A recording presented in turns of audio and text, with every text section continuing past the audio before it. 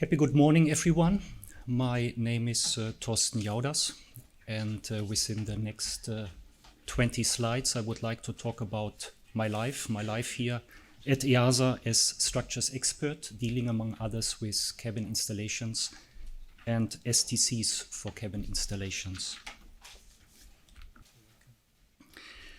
When dealing with STC applications, certain topics appear over and over again that trigger lengthy discussions. I would like to add that my background is rather large aeroplanes, CS-25. So why should you listen? I would like to save your time and your money by talking through these topics that experience shows trigger document update loops and these lengthy discussions. I picked some topics listed here. It is definitely not rocket science, it is rather basics. We start with several load aspects, a word about certification basis. I will touch the one and the other requirement. In addition, fatigue 571, but I hope you will stay awake until the last slide, where I will be happy to take your questions at the end. Starting with the load envelope. My concern here that very often the emergency landing loads, 25561 is the requirement, are used as overall load envelope, and flight and ground loads are neglected. So starting with 25307 about proof of structures, it requires to show compliance for each critical loading condition. How to develop such a load envelope? Well, typically you use 561, the emergency landing conditions, but also flight and ground loads. Talking about gust, maneuver, or dynamic landing. There are other loads that, depending on your installation, might trigger rapid decompression loads or also abuse loads. And please do not forget the factors where applicable to apply them, wear and tear coming from 561, frequently changed equipment, or the famous fitting factor. Talking about the load envelope, again, typically the set loads are driven, so the vertical loads are driven by gust and ground loads. This is difficult to derive when you have not access to the TC holder data. The reason is that the requirements ask for a dynamic analysis. You need to have access to the data of the fuselage, of the structure, in order to also consider the dynamic response as listed in the requirements 341 for gust, for example, or dynamic landing for 7.3. I would like to cite an example, an application for CS-25 aircraft, so large aircraft.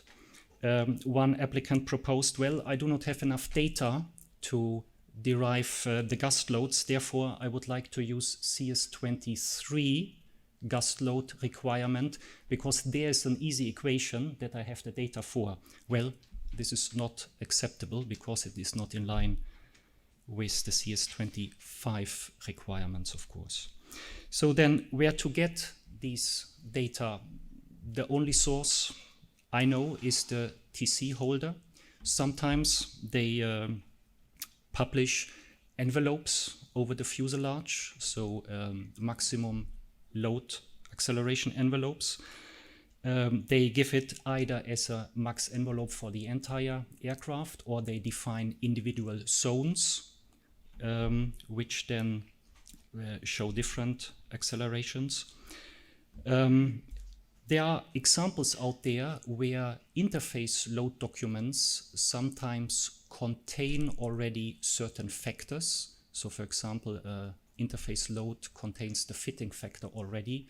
Therefore, a kind recommendation is check what the numbers you get in such documents contain already or not. Is it due to have to include the fitting factor, or is it already included in the reduced interface load they show to you? As a reminder, for the load envelope, check the 561 loads and the flight and ground loads, and consider all applicable factors.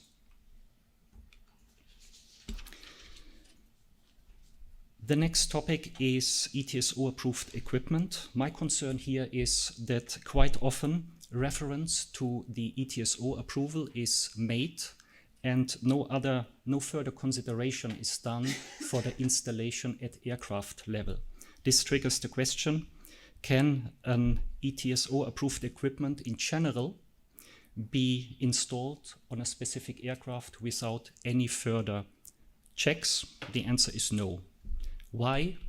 As a reminder, an ETSO is a minimum performance specification, and some general installation aspects might be considered, but definitely not your specific aircraft. So it is not an approval for an installation at aircraft level. You need to comply with the specific aircraft certification basis. They might be more stringent than the ETSO spec data. And in terms of load, so a connection to the previous slide, the ETSO defined loads in the spec might not meet your aircraft max load envelope. As a reminder, check the ETSO specification against your individual aircraft requirement. Now, abuse loads. Here, the concern is that sometimes abuse loads are not considered in the analysis. Abuse loads are triggered by, for example, 25601, Design and Construction General, which states or which asks no hazardous or unreliable design feature. Guideline for the application of abuse loads, the size and where to apply them, can be found in the EASA certification memorandum. I gave you the reference here. It is CMS 009, labeled Loading Conditions for Occupant Safety in Cabin Interiors, in short, abuse loads. There you find specific scenarios, but they might not cover all the scenarios of your specific installation, so it is a guideline to start with. For a robust design of your equipment for your customer, you will find there the abuse loads. Nevertheless, abuse loads, besides showing a robust design, can become certification requirement. So it is mandatory to use them when, for example, when they could block in an emergency evacuation the egress pass, or if they could become a potential safety issue. Something is breaking easily and could harm the passengers. Specifically, abuse loads are listed for 25603 materials in the AMC, acceptable means of compliance, for class items in cabin, in passenger compartments. As a reminder, consider abuse loads. You find the guidance in the coordination memo. Leaving the loads coming to compliance by similarity. Sometimes compliance showing is proposed by reference to whatsoever other installation. So the equipment you want to install is installed somewhere else. Part 21 clearly states that the showing of compliance must be done with either own resources or an arrangement with the TC holder, so with the owner of the design data you want to use. Well, in order to take credit from these already approved configurations that are installed on another aircraft, I listed here some keywords to consider. Is the reference installation comparable in all relevant aspects? That a galley is installed somewhere else is nice, but it might not meet all the specific requirements of your installation. For example, you should elaborate all the differences that are between your and the other installation. Do we have the same set of requirements? So is the cert basis the same, what you want to compare? Do you have the same affected area, not only locally? Well, it's a seat rail where you want to attach something, but is there some reinforcement for the referenced design that you don't have in your specific aircraft? Again, the load factors, are the load factors similar, not similar? Are they the same, comparable?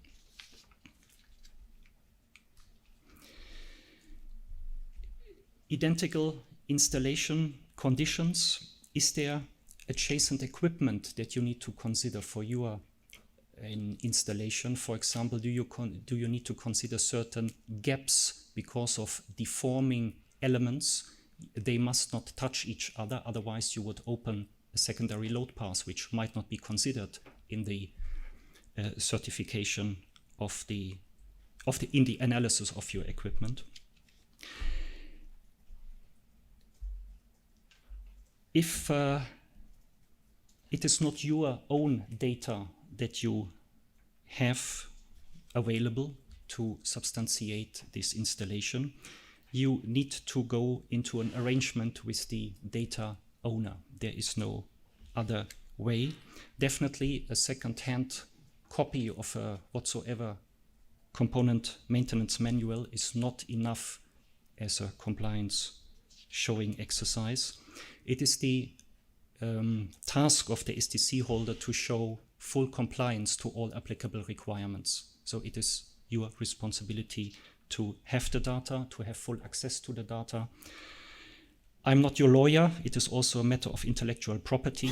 So copy and paste is not accepted. As a reminder, for compliance by similarity, either own design data or you have to arrange a proper agreement with the owner. Copy and paste is not accepted. And you should assess any difference in the installation you want to compare and refer to. To join analysis, to join some structures, we need joint allowable data.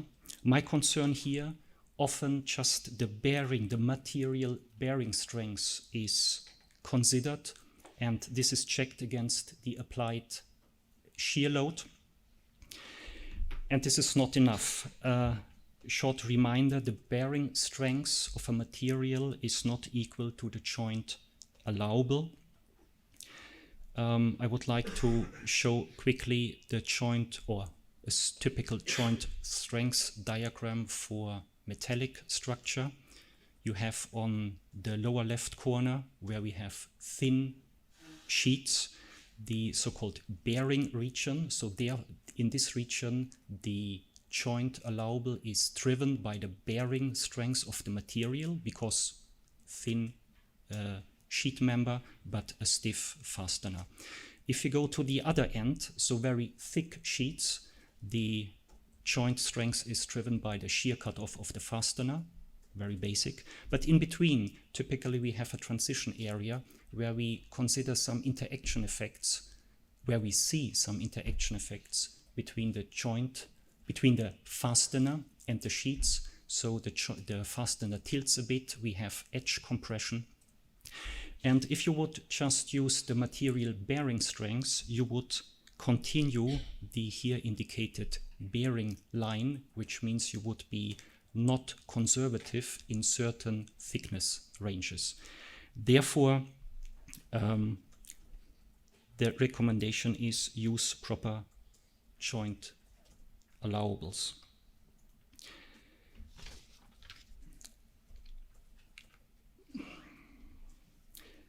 What if not such data is available? Well, reference to a clear weaker joint or material combination could be an option, or with reference to 25.6.13, which requires the material strength properties must be based on enough tests, and also you need to consider statistical basis. So one simple lap joint shear test is not enough to derive design properties. Other aspects for the joint analysis that sometimes is overlooked: the influence of the fastener head, the tensile strengths of the joint members, especially for composites. You have other failure modes like pull through. And not to forget, 305A requires the check also against limit loads for load cases that are not labeled ultimate loads, of course. Then when you have multiple force components, you might need a tensile and shear interaction. So shear and tensile act at the same time in the fastener. You need to consider it. And again, the famous fatigue factor, do not forget it to apply it to all members of the joint. As a reminder, use dedicated joint strengths data to analyze the joint at limit and ultimate load level. For a changed product rule, the certification basis is defined by, or is defined according to chapter 101 of part 21, the so-called changed product rule. Some keywords: the demonstration, the compliance demonstration should be done against the requirements at the effect that are in effect at the date of application. Of course, derogations apply. Significant non-significant changes, not affected areas, not contributing material to the level of safety at product level, so considering the entire aircraft, and if it is not practical. But please note that financial aspects are not listed here as a valid rationale. My concern here is that I saw an applicant that used US federal aviation requirements, so the FARs, instead of the EASA certification specifications. In short, for a product where you have an EASA cert basis defined, this cert basis applies. There might be exceptions. I listed here, for example, the Boeing 757, where the EASA TCDS, the type certificate data sheet, explicitly makes reference to the FAA cert basis. In this case, it is clear, but otherwise, EASA product, EASA cert basis.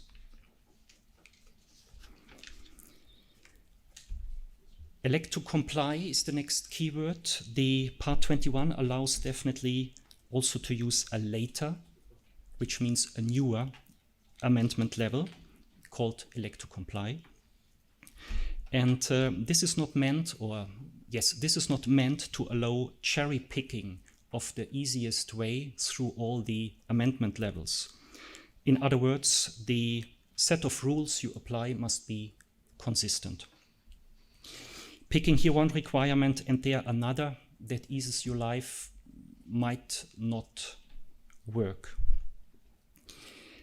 Also, selecting a later cert basis implies to check for any differences in the individual requirements. I came across applications where an applicant decided to elect to comply to a later cert basis, to a later amendment level compared to the defined cert basis, just listing this amendment level, but not checking whether a specific requirement has developed over time. So you can go for a later one if you want. There might be reasons for it, but please elaborate on the differences. As an example, the emergency landing conditions, the 561 requirement has definitely developed over time, increasing the load levels, the applicable accelerations. As a reminder, the changed product rule, part 21, 101, applies for the third basis definition. Use EASA certification specifications for EASA products, for EASA approvals, and elaborate on the differences when opting for a different amendment level. As promised, this is not about rocket science, this is very basic stuff. Here, check against ultimate and limit load. My concern here, sometimes the strength analysis considers only ultimate load and just neglects the limit load level. Paragraph 305, strength and deformation requires to check against both load levels. For metallic parts, you might benefit from the strength ratio so that your ultimate check is already covering the limit load check, depending on the ratio between the ultimate strength and the yield strength. Do not forget that also joint analysis has to be shown for limit load level, if not covered by the ultimate load level.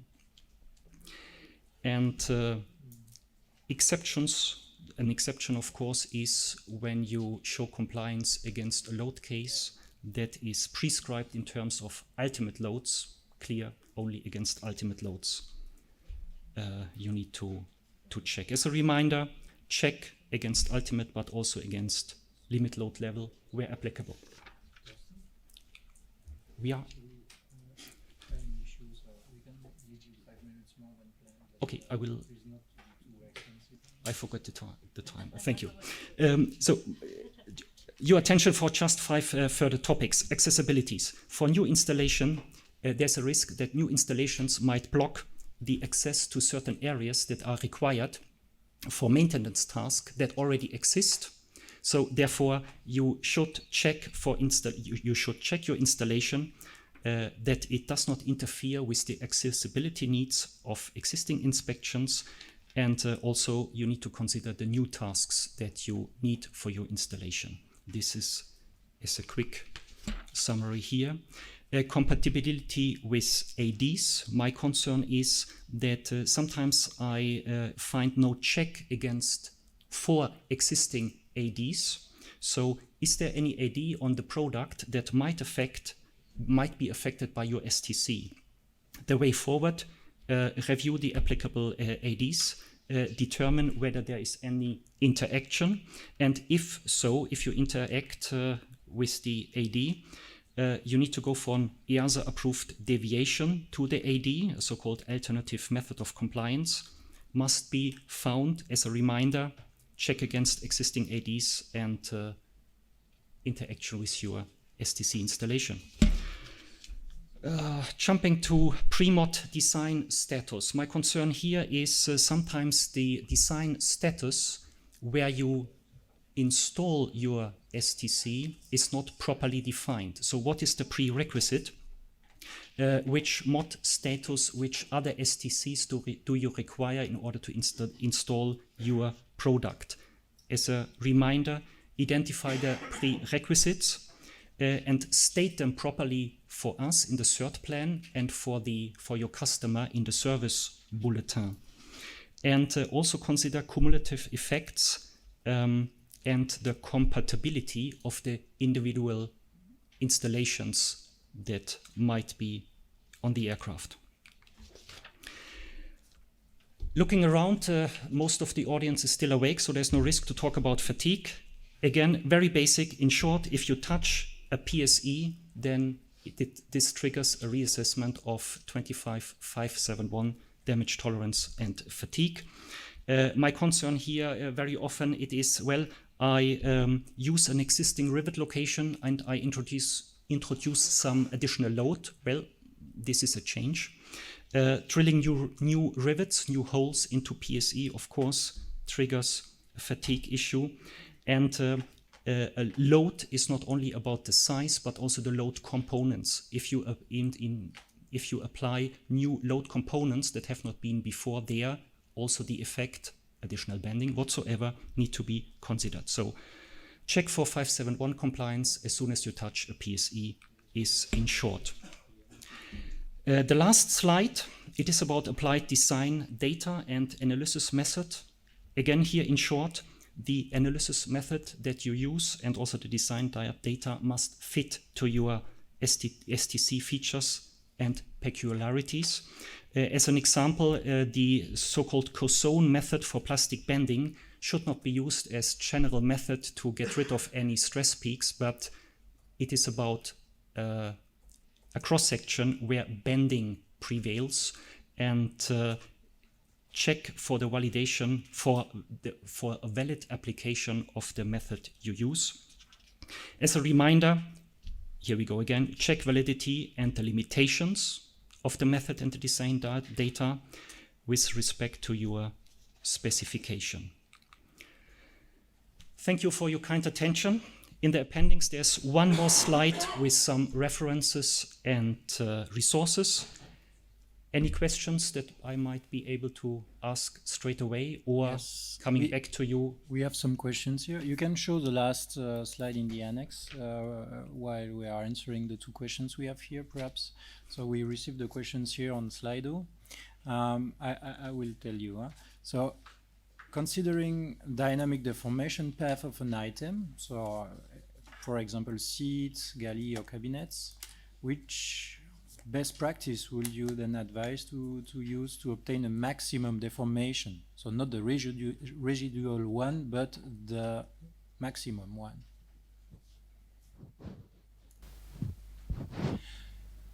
Two ways come into, is it audible? Two ways come into my mind. So either we have a test, then it would be an idea to measure the maximum deformation with some measurement devices, or if you do analysis, apply the maximum load cases and look for the max deformation. So this would be my straightforward idea. Did I cover the question? Mr. Mazzocchi, you're here. Magda, can you give him please a microphone? Thank you. So what was your question answered, Mr. Mazzocchi? Thank you very much for your presentation. When we analyze the leakage between galleys, seats, and the surrounding structures, we have to define the distance of the leakage. And sometimes the residual deformation is lower than the maximum deformation recorded during a dynamic load and a dynamic path. The maximum and the residual, do you mean a kind of swing back of the structure? Yes, yes. Now I get it.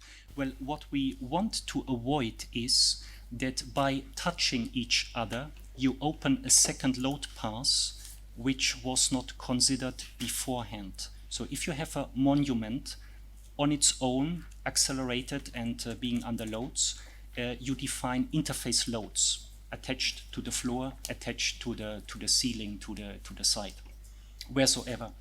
And if this monument would hit somewhere during the deformation, peak typically, would hit another installation, the load path changes. It can be beneficial for the existing ones so that load gets released, but you can also add some new things when you have some levering or tilting. So my idea is to consider the maximum deformation where you hit other parts.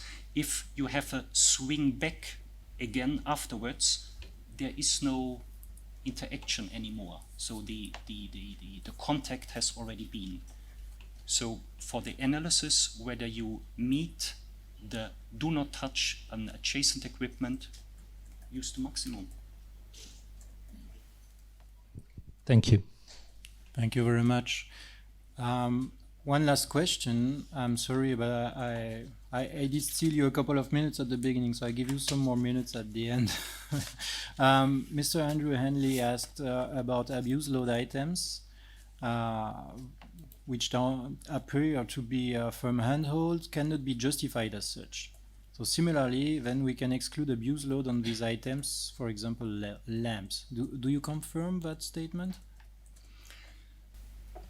I would like to give an example from another part of life. When you use a cradle for bottles, this is normally to transport bottles. But we know that in real life it is used to stand on top.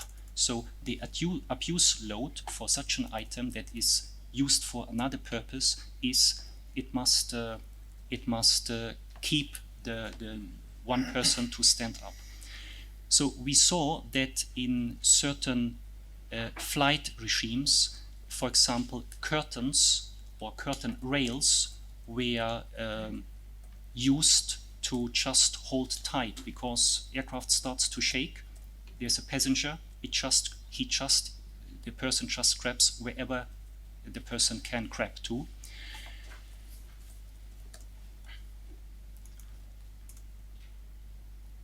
If the lamp is readily accessible by a person in the normal state when he's in the aircraft, you should apply abuse loads. So you mean some things like reading lamps, which are actually protruding from the seat, for example? If you can grab them, Yeah. then you should apply abuse loads. Okay, I think this is clear then.